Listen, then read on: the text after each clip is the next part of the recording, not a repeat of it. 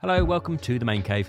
If you're lucky enough to have bagged yourself a PS5, then this video is for you, as I've got here 5 accessories that you may not have thought of. Yes, we have all seen things like the spare controllers, headphones and the like, but have you seen any of these that are on my list in this top 5? And number 5 on the list at the end of the video is the most expensive by a country mile, but it is pretty special, so make sure you stick around and have a look at it. Please do let me know if you have any or are thinking of picking any up. They all range in price and I've put links to each of them in the description below.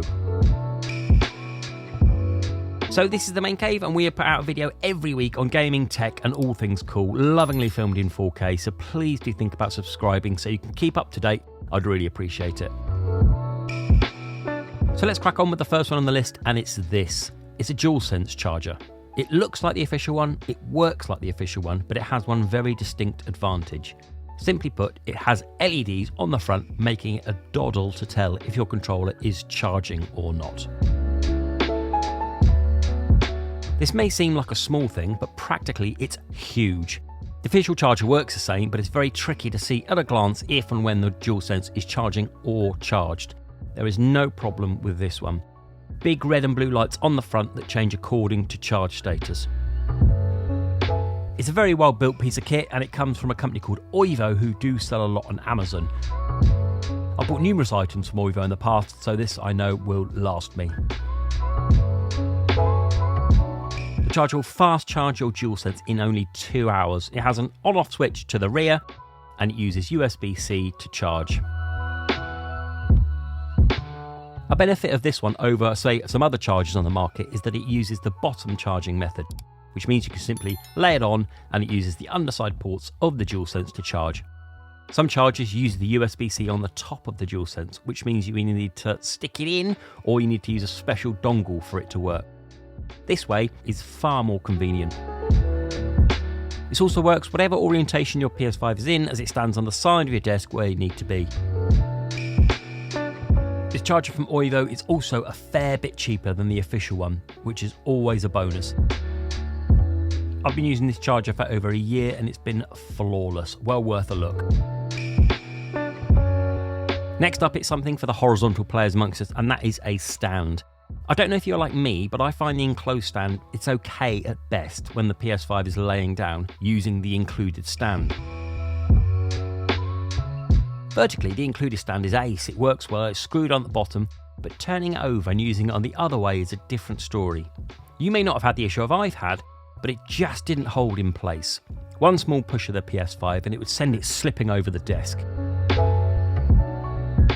I think mine must have been damaged in some way, but it's more basically unusable this way around, so I needed an alternative. Hence why I got this. This one is a great stand that comes in 3 parts, so you can use it in the digital and the disc version of the PS5.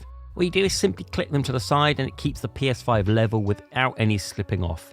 And it's effective. Well worth checking out, especially at the price it's set at.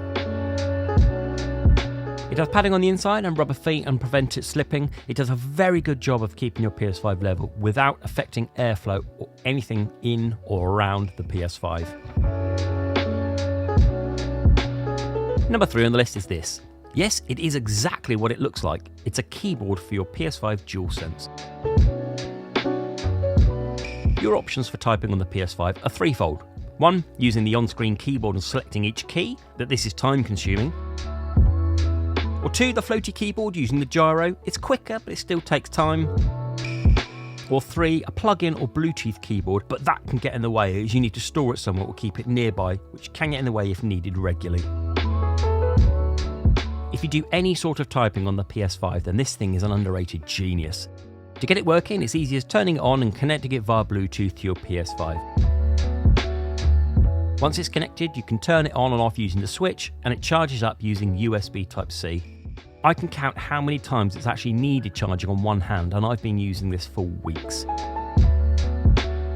It also has an inbuilt speaker and 3.5mm audio jack. My main use? Well, it's usually for typing my PS password. My password is quite long and takes me forever, even with the floaty motion controller I use. I just find using this keyboard a breeze and works surprisingly well for a product that looks a little bit gimmicky. Typing is a surprisingly easy affair, even with my adult hands. It does take a while to get used to it, but once you do, you'll be having all of the sentences double quick time. Each key is rubberized with a satisfying click on each press. And it has all the usual functions you need. It can also be used to navigate the menus using the arrow keys. It really is surprising how useful this is. So if you do type a lot, whether it be passwords or any in-game chat, then this one's definitely worth looking up. Fourth on my list is the cheapest, and it is very clever. It's a simple headphone or controller holder. In fact, if you look on Amazon, there are loads out there that can hold multiple controllers and headphones, but the one I have just holds the one. In fact, I think they've updated this particular version to be Xbox Series X compatible too, which I'll also link to in the description. At under £10, this is a fantastic product to help you keep your setup clear. It simply hooks to the side of your PS5 and you put your controller or headphones on. It's a nice look. Finally, the most expensive on the list by a long way is this. It's a 4K integrated monitor designed specifically for the PS5. It works by replacing the side panel of your PS5, either digital or disc, and can take two inputs, so you can have your PS5 plugged in and then switch input to anything else that outputs via HDMI. It has its own power supply and comes with everything you need to get started with the PS5. One input is 4K 60, and that plugs into the PS5, turn it on and you're good to go. It's very well built with quality parts and a bit of a luxury feeling, so you can tell where your money is going. The screen is 15.6 inches wide, supporting HDR and FreeSync, and it's hinged, so once you finish, you just fold it down and it really does look part of the PS5.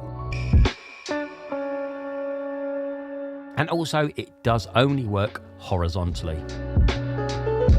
On the front are two headphone ports if you didn't want to use the inbuilt speakers. To the rear is the power port and two HDMI ports, one for 4K 60fps and one for 4K 30fps.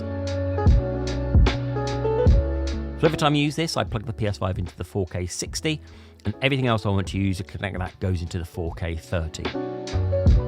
It has a pair of stereo inbuilt speakers, which are okay being so small, but pump out surprising detail. On the top houses some physical buttons for left, right, menu, source, etc. You also have a plethora of settings to play with the included remote, so you can tweak the settings, but to be honest, out of the box, it looks pretty good. If you have the cash, then this thing is brilliant, but admittedly, it's a bit of a luxury product at around £200. But if you feel you could make use of it, then it's very much worth the price tag. So there we have it then. That was 5 accessories for your PS5 that you may not have seen before. I'm really interested to hear about any other accessories that you have that I need to look up. Do let me know. So this has been the Main Cave. Until the next time, bye bye.